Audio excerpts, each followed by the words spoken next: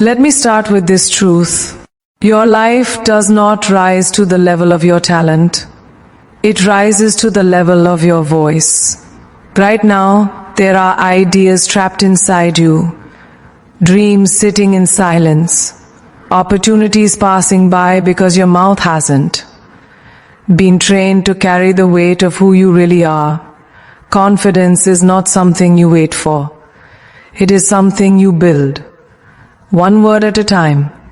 I'm going to give you 6 truths, not theory, not motivation that fades tomorrow.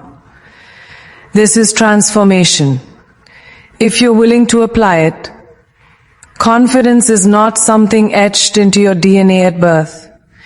It is not reserved for the loud, the charismatic, or the ones who seemed fearless from childhood. Confidence is built the same way strength is built, through intentional, uncomfortable repetition. Every confident speaker you admire once stumbled over words, doubted themselves, and felt the same tightness in their chest that you feel now. The difference is not who they are. The difference is what they chose to practice. When you label confidence as a personality trait, you give yourself permission to quit before you start. But when you understand it as a skill, everything changes. Skills can be trained. Skills can be refined. Skills respond to effort. The moment you accept this truth, you take back power that fear has been borrowing from you for too long. Most people confuse confidence with comfort. They think confident people feel calm, relaxed, and ready before they speak. That's a lie. Confidence is not the absence of fear. It's the ability to act despite it. Skills are developed in tension, not ease. Athletes don't grow in comfort zones. Musicians don't master instruments by avoiding difficult pieces. Speakers don't become confident by staying silent. Your voice strengthens when you put it under pressure. Every shaky sentence you finish instead of abandoning halfway is training. Every time you speak when your heart is racing, you are wiring courage into your nervous system. Confidence doesn't arrive before action. It is the reward for action repeated consistently. When you say, "That's just not who I am," what you're really saying is, "I haven't practiced enough yet, and that's okay." But don't confuse lack of practice with lack of potential. Nobody walks into a gym expecting to lift heavy on day 1. Yet people expect themselves to speak powerfully without training their voice, their clarity, or their delivery. That expectation is unfair and unrealistic. Confidence grows in stages. First, you speak awkwardly. Then you speak clearly. Then you speak boldly. Each stage is necessary. Skipping stages doesn't make you confident, it makes you silent. And silence is not safety, it's stagnation. A skill grows when it's used consistently, not occasionally. Speaking confidently is no different. You don't wait for big moments to practice. You train in small ones. You speak up in meetings. You articulate your thoughts instead of letting others interrupt you. You explain ideas fully instead of cutting yourself short. These moments seem small, but they compound. Every repetition tells your brain, "I can handle this." Over time, your body stops treating speaking as a threat and starts treating it as normal. That's when confidence begins to feel natural. Not because it always was, but because you earned it through repetition. Many people believe confidence should feel good immediately. But skills often feel uncomfortable before they feel empowering. When you're learning to speak with authority, there will be moments where your voice sounds unfamiliar, where you hear yourself and think, "Who do I think I am?" That discomfort is growth announcing itself. You are stepping into a version of yourself your nervous system hasn't met yet. Stay there, don't retreat. The more time you spend in that space, the more familiar it becomes. What once felt forced becomes fluid. What once felt scary becomes standard. That's how skills evolve. through patience, persistence, and tolerance for discomfort. Here's the truth most people never hear. Confidence is not about sounding perfect. It's about being willing to be seen while imperfect. When you wait to speak until you're flawless, you'll wait forever. Confident speakers allow themselves to be human. They trust that clarity beats perfection and conviction beats polish. They understand that skill is built in real time, not in imagination. Every sentence you speak is either strengthening your voice or weakening it. Silence is not neutral, it's a decision. And every decision shapes who you become. So choose to practice, choose to speak, choose to train your mouth the same way you'd train any skill that matters to you. Confidence is not who you are, it is what you repeatedly do. Train your voice long enough, and one day you'll realize you're no longer trying to sound confident. You simply are. Most people believe confidence is something that magically appears when the audience is big enough, the moment is important enough, or the pressure forces it out of them. That belief is exactly why they freeze when the spotlight hits. Confidence does not rise under pressure if it has not been built in privacy. What you practice in private determines how you perform in public. The strongest voices are forged away from applause, away from validation, away from eyes watching. They are shaped in quiet rooms, in cars, in empty spaces where there is no reward except growth. If you wait for people to listen before you learn how to speak, you've already lost control of your voice. Training your mouth in private is not about pretending you're on a stage. It's about mastering clarity when no one is there to rescue you. Speak your thoughts out loud exactly as you want them to sound. Complete sentences. Strong endings, no trailing off. Your mouth must learn how to carry ideas with intention. When thoughts stay in your head, they remain unorganized and weak. When they come out of your mouth, they are forced to take shape.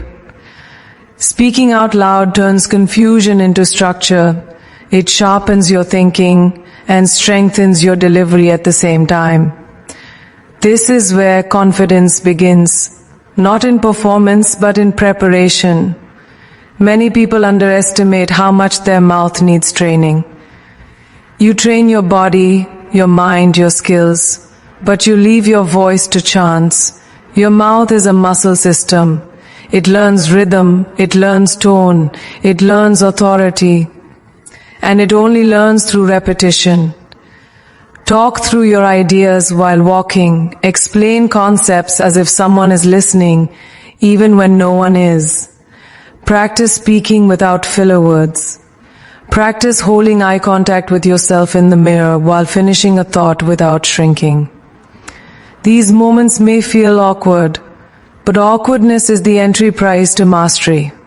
The private reps you do now will protect you when pressure shows up later.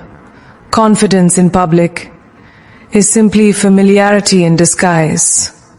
When you've already heard yourself say the words 100 times, fear loses its grip. Your body doesn't panic because it recognizes the situation. You're not improvising, you're executing. People who appear naturally confident are rarely natural at all. They are familiar with their voice, familiar with their message, familiar with the feeling of speaking clearly and standing by their words. That familiarity is built when no one is watching. The world sees the result, not the repetition that it possible. There is a deeper level to private training that most people avoid: honesty. When you speak alone, you hear the truth in your voice. You hear hesitation, you hear doubt, you hear uncertainty, and instead of hiding from it, you confront it. You adjust your tone, you strengthen your delivery, you repeat the sentence until it sounds like you mean it. This process builds alignment between your thoughts and your voice. When your mouth and your mind are in sync, confidence follows naturally. Not because you're pretending, but because you've eliminated internal conflict. Waiting for an audience to validate your voice gives your power away. Training in private gives it back to you. It allows you to walk into any room already grounded, already prepared, already confident in your ability to communicate. You don't need permission to speak when you've done the work. You don't need approval when you trust your preparation. The audience can feel it when a speaker has trained in silence. There's a calm authority in their tone, a steadiness that doesn't ask for attention. It commands it. The world only hears what you've already practiced. Train your mouth in private with discipline and intention, and when the moment comes, confidence won't be something you chase. It will be something you arrive with. Most people speak fast because they are afraid of silence. They rush their words as if the quiet might expose them, as if a pause means weakness. But the truth is the opposite. Silence is not the enemy of confidence. It is its evidence. When you slow down, you signal to the world that you are not nervous, not unsure, not scrambling for approval. You are grounded. You are in control. Speed comes from anxiety. Control comes from certainty. The moment you understand this, your entire relationship with speaking changes. You stop trying to get words out quickly and start allowing them to land with weight. Slowing down is not about speaking softly or sounding bored. It is about intentionality. Every word you say should have a purpose, and purpose needs space to breathe. When you rush, your message blurs. When you slow down, clarity sharpens. People don't trust speakers who overwhelm them, they trust speakers who guide them. A steady pace tells the listener, you don't need to rush, I know where we're going. That sense of direction creates authority. It makes people feel safe in your voice, and safety opens the door to influence. Your body responds to your pace before your mind does. Fast speech keeps your nervous system in a state of urgency. Slow speech sends a different signal. It tells your body that there is no threat. Your breathing deepens. Your posture straightens. Your voice drops into a more grounded tone. This is not performance. It's physiology. When you slow down, your body aligns with confidence. You don't have to force authority when your system is calm. It shows up naturally, carried in your tone, your rhythm, and your presence. Slowing down also gives you power over attention. In a world where everyone is rushing to be heard, the person who pauses becomes magnetic. People lean in when you don't rush to fill the space. They listen more closely when you allow silence to do some of the work. Silence creates anticipation. It gives your words room to echo. Confident speakers understand this instinctively. They are not afraid to let a sentence breathe. They trust the weight of what they've said enough to stop talking and let it settle. There is a discipline required to slow down, especially when emotions rise. When you care deeply about what you're saying, the urge to speed up becomes stronger. This is where training matters. You must practice speaking slowly when it feels unnatural. You must resist the urge to rush through important points.